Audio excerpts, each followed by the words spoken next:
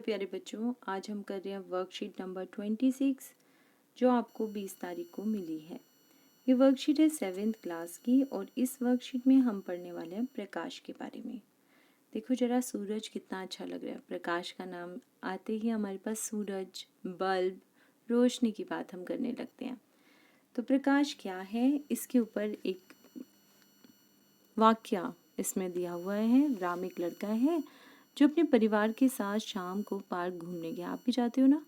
लेकिन पार्क में खेलते खेलते आज उनको बहुत देर हो गई। अब बहुत देर हो गई तो क्या हुआ, अंधेरा हो गया।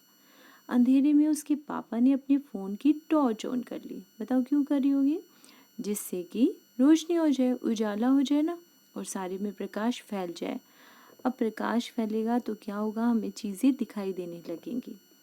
फोन की टॉर्च से आने वाले प्रकाश के किरण पुंज को ध्यान पूर्वक देखकर राम ने सड़क पर चलते हुए स्कूटर, कार के अग्रदीपों से आते हुए प्रकाश के किरण पुंजों को भी ध्यान से देखा। हेडलाइट से आती है ना जो रोशनी, उसको भी ध्यान से देखा और उसने पाया कि सभी किरण पुंजों में कुछ समानताएं होती हैं। क्या आपने देखा ऐसा होता है? क्या कुछ समानता होती है? देखो ज़रा, इसके अंदर दिया हुआ है, आपको गाड़ी दिखा रखी है बेटा, एक कार दिखाई हुई है और आपको ट्रेन दिखाई हुई है। देखो इन सभी के अंदर तो क्या देखा है, इन सभी के अंदर अगर हम देखते हैं तो कुछ समानता हमें नज़र आ रही है। देखो जरा, इधर से लाइट ऐसे जा रही है। अच्छा, ट्रेन की लाइट भी देख लीजिए जरा।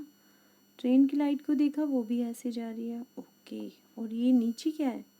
ये तो आपको पता है समुद्र के पास लगा होता है, किनारे के पास, जिसे कहते हैं सर्च लाइट। तो इसमें से भी जा रही है रोशनी, कैसी? सीधी। वाओ, उसने यही समानता देखी कि सभी जो है सीधी जाती हैं और फिर फैल जाती हैं। तो उसने बहुत ध्यान से देखा। अगले दिन राम ने अपनी टीचर से इसका कारण पूछा। तो टीचर ने बताया कि आप सबने छोटे छिद्र से सूर्य के प्रकाश की किरण पुंज को कमरे में आता हुआ देखा होगा। कभी देखा है आपने?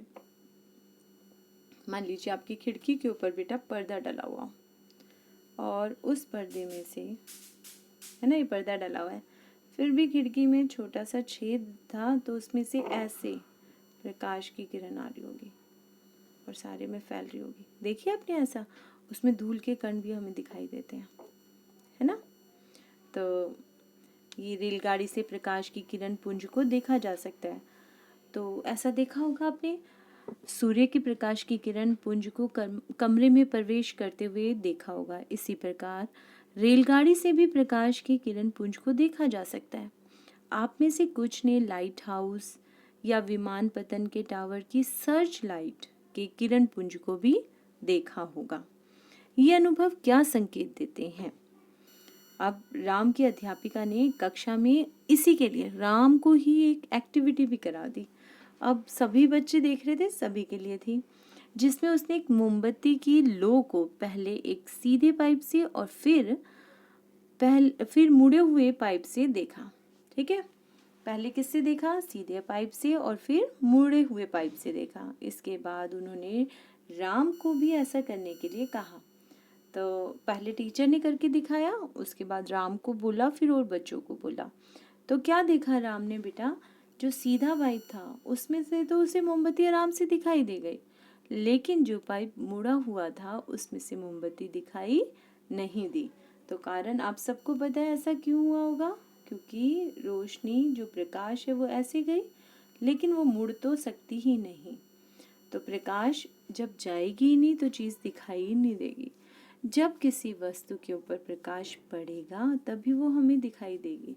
मतलब कोई रोशनी सीधी हमारी आंखों में आएगी, वही चीज़ हमें दिखाई देती है।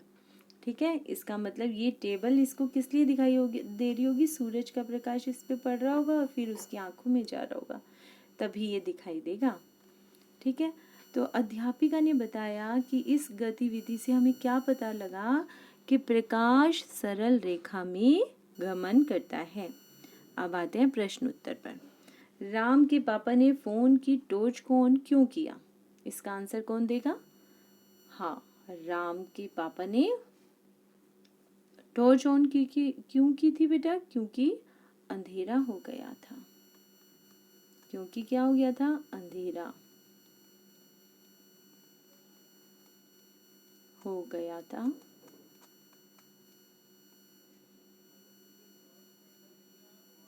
और कुछ दिखाई नहीं दे रहा था।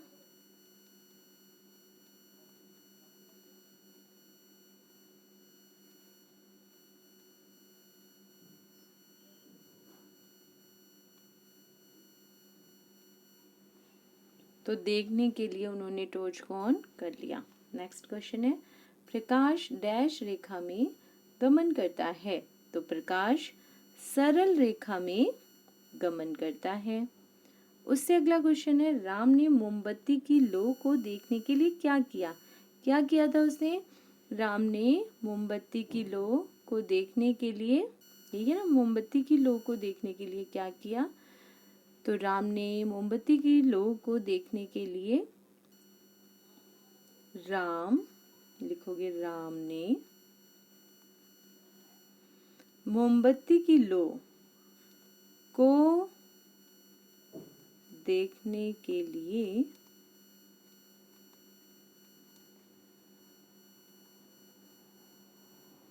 पहले एक सीधे पाइप और फिर एक मुड़े हुए पाइप का प्रयोग किया।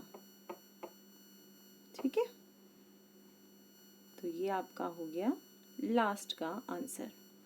उम्मीद करती हूँ सबको समझ आ गया होगा। राम ने मोमबत्ती की लौ, ये लिखना है फिर, मोमबत्ती की लौ को देखने के लिए पहले एक सीधे पाइप और फिर मुड़े हुए पाइप, बस ये काट दो, ठीक है, और फिर मुड़े हुए पाइप का प्रयोग किया। थैंक यू बच्चों, thank you for watching. Next video जल्दी ही अपलोड कर दी जाएगी।